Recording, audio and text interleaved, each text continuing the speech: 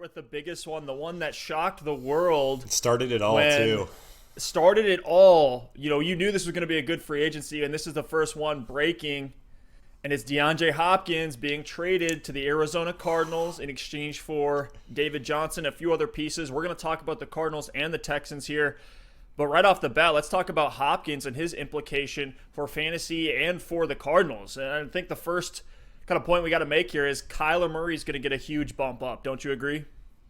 Yeah, the trade, we can talk about how bad the trade was all we want. It was David Johnson, a second-round pick this year and a fourth-round pick next year for DeAndre Hopkins and a fourth-round pick this year. So if you net out the fourth-round picks, it's basically David Johnson and a 2 for Hopkins, which is unreal, and the Texans take on that contract as well.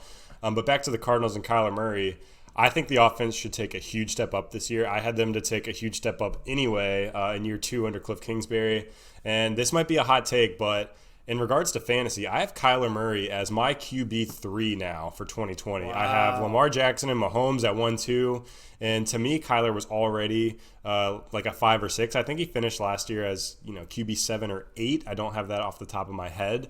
But to me, I think this jumps him in front of Dak Prescott, in front of Deshaun Watson, in front of Josh Allen. I mean, he was 9th in the NFL in attempts as a rookie. I think he's going to, it was 540 or so attempts. I think that's going to go up to 600 in year 2. We don't usually see rookie quarterbacks throw for an obscene amount of volume, but 540 attempts is still pretty good. And I think with a better offense and they're on the field more, that's going to be 600 this year. His TD rate was low. He only threw 20 pass touchdowns in 2019. So you think about that. He was 9th in attempts, but he was 21st in passing touchdowns. So I think that's going to kind of even out a little bit, and we could see him get up to 25 or 30 touchdowns from the 20 he threw as a rookie. And then in terms of rushing yards, we know how mobile he is. He was 2nd in the NFL amongst quarterbacks in rush yards this season as a rookie. He rushed for 544 yards, 2nd to only Lamar Jackson. If you break that down, that's 30 or so rush yards a game. That's an extra 3 points from a fantasy football perspective, not even counting touchdowns. So for me, Kyler had a phenomenal rookie season. He won Offensive Rookie of the Year, and I think in year 2, he's going to take a huge step up. This offense is going to take a step up. And now you add DeAndre Hopkins into the mix, he's in the discussion for the best receiver in the NFL. It's not even like, he's an elite receiver. Absolutely. It's like, it's Michael Thomas, it's DeAndre Hopkins, Julio Jones, Devontae Adams, and then there's like a huge gap. So absolutely crazy move, and I think Kyler Murray has a ton of upside in 2020, but unfortunately I think the hype is going to push his ADP higher and higher to where I might not be willing to touch him in early rounds. Steph, what do you think? Yeah, this move will absolutely help the offense as a whole. You give Kyler all the weapons that he needs to run the execute on the air raid offense that Kingsbury wants to run and is bringing to the NFL. I think you look at Kenyon Drake. I think he's going to stay the same. He's going to have a lot of fantasy value. I do worry, just like you do, about the entire offense getting a little overhyped, kind of like we saw the Browns before 2019. A lot of their pieces and weapons got overhyped. As we get closer to the draft, we'll see where the ADP shakes out. I expect it to be pretty high. I think a lot of people will have Kyler at that QB3, just like you do. I may not be that high on him, but he's certainly in my top 8 for sure. Last season, I should say, we saw the Cardinals offense stall out a little bit, especially when you had Christian Kirk, who is kind of their de facto wide receiver 1. I know that's some people are going to disagree with that just because of Larry Fitzgerald, which, Fitz is still a beast, and I love him as a player, but for fantasy, he's really nothing more than a streamer. We look at Fitz last year, he finished as the wide receiver 35. He had 75 receptions for 804 yards and 4 touchdowns, and he would take over at times when Christian Kirk was banged up. We saw Kirk miss 3 games with some lower body injuries. But we did see some really high flashes in this offense. So I want to read you a couple stat lines between the Kyler Murray and Christian Kirk stack, because I think this will point us in, or at least give us a glimpse, I should say, of where Hopkins and Murray are going to be on a weekly basis in fantasy. So we have a game at Baltimore. We had Kyler completing 62% of his passes for 349 yards, putting up 16 fantasy points. And Christian Kirk in PPR leagues had 6 receptions for 144 yards at 17 fantasy points. So that's a game right there, and a tough matchup on the road against Baltimore. They both played pretty well. You'd love to have that stack on your team, double dip from Kyler's volume and production. Look at their game against Tampa Bay. We knew that one was going to be a shootout. I think everybody was circling that one as a matchup that was going to be very, very high scoring. And we, again, had Cuyler completing about 62% of his passes, 324 yards, 3 touchdowns, all of which went to Christian Kirk. He did throw an interception, but that's 26 fantasy points that Cuyler put up. And you have Christian Kirk in that game having 6 receptions, 138 yards, and the 3 touchdowns, like we said, putting him at 38 fantasy points. So I think we see a very high ceiling for Hopkins and for Murray here as well. The last one I want to read is against Carolina at home. Cuyler completed 70% of his passes for 173 yards and then added another 70 yards on the ground, finishing with 18 fantasy points that week. And Kirk had 10 receptions and 59 yards to the air, finishing with 16 fantasy points. So regardless if it comes through pass volume, reception volume, however that production comes, I think it will come, and I think there will be a pretty high floor and ceiling for Hopkins and Murray in 2020.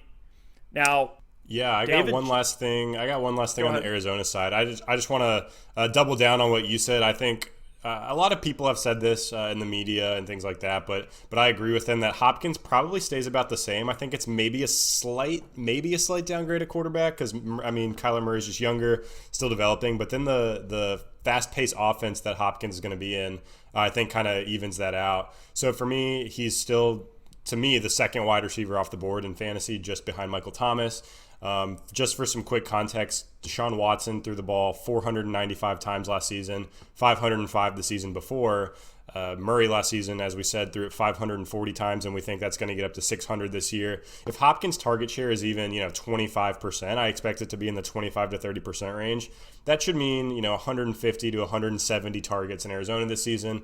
Over the past 2 seasons, he's had 150 and 163 targets. So that's going to be just in line from a target volume perspective. It should be in line with what he was seeing in Houston. And then one last thing, Christian Kirk, I am moving him down a little bit just because Hopkins is going to come in and eat up so much of that volume. To me, he's a low-end wide receiver 2 or a flex play next season. Steph, do you agree with that? I've actually got a couple guys I want to size up Christian Kirk against. But first, let me know what you think about Kirk's value in fantasy for 2020. I think Kirk will kind of take over that Will Fuller role that we saw that Texans have. He'll take the top off defenses. He'll kind of be that deep threat. I think he will see lower volume. But then again, you look at that pace of play for the Cardinals. They're the 4th highest pace of play across the entire NFL, which means just a lot of volume, a lot of plays, a lot of receptions, a lot of attempts for everybody who's on the field in that offense, all their skill position players. But I do like Kirk, though. I do take him down, like you said, but I do like him. Would you rather have Christian Kirk next season or Golden Tate? Ooh, I think I'm going to take the upside on Christian Kirk there.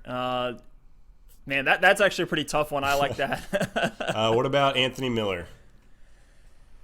I'll take Anthony Miller in this one. I'm going to take the jump and say that Trubisky will have a little bit of a fire lit under him with Nick Foles there. And if it is Nick Foles, I like Anthony Miller as well. Cool. A couple more for you. What about Curtis Samuel in Carolina? That's a tough one. I like Kyler Murray's arm, his deep ball more than I like Teddy Bridgewater's. So I'm going to say Kyler Murray on that one, but I think both can be kind of in that same tier where deep threats, you're going to start them in certain matchups. You're going to stay away from in others. And last one, Christian Kirk or Tyrell Williams? Interesting. I'm taking Christian Kirk on this one. Absolutely. And with Kirk, I mean, we've seen some other offenses support that 1A, 1B type situation. Obviously, the Buccaneers is the low-hanging fruit here. Mike Evans is the elite wide receiver. Chris Godwin is able to level up and become a star receiver himself. In Atlanta, we're seeing that start to happen. Maybe this year it'll really be more of a Godwin-Evans situation with Julio Jones and Calvin Ridley. In Dallas, they've got Amari Cooper and Michael Gallup, who both went over 1,000 yards last season. The Browns with Odell and Jarvis support 2 strong, star receivers. The Vikings did it for a while. Well, maybe not this past season, but Thielen and Diggs was always a great 1-2 punch. So it's definitely possible for Kirk to continue to develop as a player. Hopkins obviously is going to take that hype and that upside down a little bit, but there's still a lot of room for him to be a solid contributor in fantasy football. So moving on now to the Texans side of this trade, Steph, what are the biggest implications for Houston? What do you think about Deshaun Watson? What do you think about this offense? I mean, they're bleeding for help at wide receiver. Who do you think is going to step up there in Houston this season? So definitely Deshaun Watson takes a hit. Even if they strike gold in the draft, I'm of the belief that the Texans are going to try to draft a wide receiver. We know how stacked this wide receiver group is coming into the pros this year. Even if they strike gold there, I still see this as a major, major downtick for Watson. He completed 67% of his passes in 2019. I expect that to dip a little bit. He did have the second most fantasy points per game amongst all quarterbacks. I think that's a huge hit to this offense, and my belief in Bill O'Brien is waning, as I'm sure everyone else is as well, on what he can put together. I don't like David Johnson at all. If I have him in Dynasty, I'm trying to sell him for probably the last time that his value is going to spike. He's still going to split carries, I think, with Duke Johnson, and they have the same skill set. Like, I don't even understand this move from a personnel standpoint. If they're going to ask David Johnson to be their goal line back, I think that's just silly. We saw how bad Johnson was with previous head coach in Arizona, Steve Wilkes, when they would just hand the ball up to him up the middle. He was extremely inefficient, and most of his hay is made through the passing game. We look at the 9 games that David Johnson started, or the 13 that he played in 2019. He had 94 rushes for 345 yards, so that's 3.7 yards per attempt. Extremely inefficient there. I shouldn't say extremely, but relatively inefficient. And then 36 receptions for 370 yards and 4 touchdowns. So he had more yards through the air, twice as many touchdowns through the air. That's really where he makes his hay in that passing game. So I don't even know really where he fits in there. The Texans historically haven't really passed it or checked down to the running back position too much. Now, one guy that I do think is interesting that wasn't in this trade but is now on the Texans offense is Randall Cobb, who the Texans signed from the Cowboys. He actually does get a slight bump for me, as much as I hate to say it. He finished as a wide receiver 44 last year with 83 targets and 55 receptions on the Cowboys. I expect that volume for Cobb to go up. So I think he's going to be a piece that is going to fall in drafts. You can take him late, plug him in. But, man, I think this is just such a nasty move for the Texans to make. Yeah, I mean, I'm going to reiterate a lot of the things you just said, but Deshaun Watson, to me, I think he's still a top 8 quarterback. I had him probably around 3 or 4, just based on what he's done in the past and what he can do with his legs. To me, he's still around that QB5, QB6 range. We've seen him kind of put the team on his back when he's needed to in the past. And to me, like, you obviously have Lamar and Mahomes. Now you've got Cuyler getting Hopkins, Watson losing Hopkins, so he's definitely going to take a backseat to Cuyler now. And then you look at maybe a guy like Josh Allen is up there, Dak Prescott. And after that, I think, there's an argument to be made for that 6 to 8 range. But like you said, I think they still need a wide receiver in the draft. Will Fuller, Randall Cobb, Kenny Stills, and Kiki Kuti doesn't really scare me that much. And, David Johnson, I think the situation's better than it was in Arizona with Kenyon Drake there. But to me, I'm not super excited about David Johnson. Yeah. If he's my running back 2 and I have some really strong receivers and a strong running back 1, like, I'm okay with that. But I'm not counting on him to have some sort of breakout season. I think he's going to kind of have the same type of role as Carlos Hyde did last season. I think he's going to get the bulk of the carries, so maybe he could see 1,000 yards if he's able to be efficient. But we saw it with Carlos Hyde last year. You could play him as a running back too, but there just wasn't a whole lot of things to get you excited. There weren't a lot of touchdowns. Carlos Hyde only caught 10 passes last season, so I expect David Johnson to maybe catch a few more than that. But like you said, Duke Johnson is still there. They don't throw to the running back a lot, and when they do, Duke Johnson is probably going to be the guy in the field, so it doesn't make a whole lot of sense. And then lastly, at the wide receiver position, Randall Cobb, we'll see what happens. If he ends up being, the wide receiver 1 there this season, I think you could make an argument that he's a wide receiver 2 or a high-end flex play.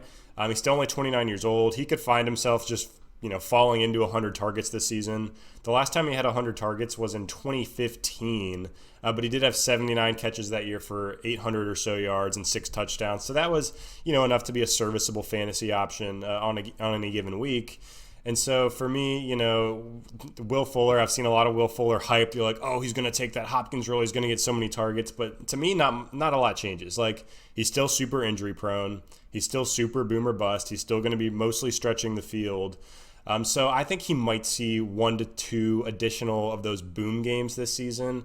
But he's still going to be a guy that if you roll him out there, you're just like praying for a miracle and praying that Watson's able to connect with him on a couple deep balls. So Steph, real quickly, Randall Cobb, Will Fuller, and Christian Kirk are on the board for your flex and fantasy. You have to play them for the whole season. Who do you want as your flex of these 3 options?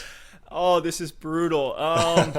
Man, I'm actually gonna take Christian Kirk here. I'm just gonna stay away from the Texans as a whole. I don't think they're gonna be able to establish the run at all. I really don't think they're gonna be able to run much. I don't think they're gonna be efficient. We saw Carlos Hyde pretty much fall forward for over 1,000 yards this year, but you feel like you couldn't really get a ton of fantasy value out of that. It was very spread across the entire season. There weren't really many boom games. Maybe you're praying for two touchdowns from a running back in that backfield, but I don't like it at all for them. Now I will say on the flip side of the coin, just like how we said the Cardinals are going to get overhyped leading up to the draft, I could see David Johnson getting a little bit buried as we get closer to the draft. So we'll have to keep our eyes on that. If they're going to give him that volume, we have seen David Johnson at his peak be a top 5 running back in the NFL.